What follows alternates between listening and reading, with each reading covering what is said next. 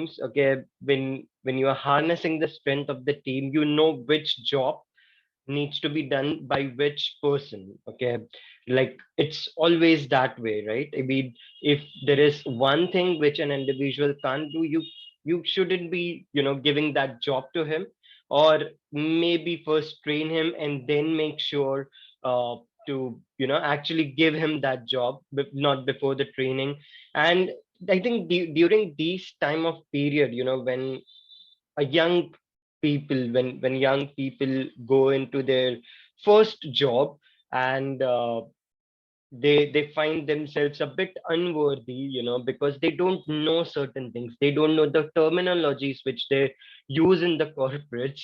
And all of a sudden they are in a new world right now, and suddenly, all the pressure they have, like, you have to do this, you have to do that, you have to do this. And sometimes you get a scolding from your boss that why this is not done yet, right? And all these things just jumbles up in a person's mind, and he feels, oh my god, I'm not able to do it. Okay, I'm not able to do it.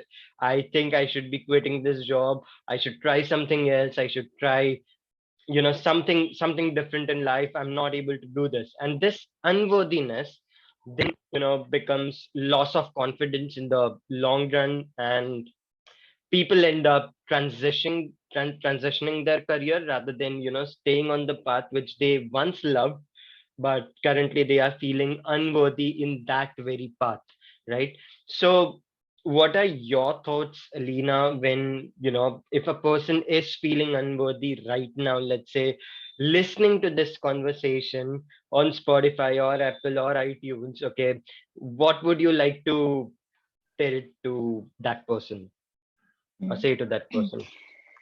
Yeah, I think that we all do feel that sense of unworthiness or not good enough in a lot of different ways. And there's a lot of different ways that this imposter syndrome can surface itself.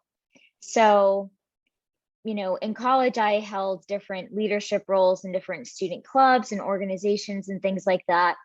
And I never really felt that, unworthiness or like I wasn't good enough, which I'm thankful to say that I didn't really feel like that. And I think it's probably because most of the positions that I held were elected. So people had to elect me and I had to run against other people. So that makes you feel good, like, oh, Yeah. they picked me.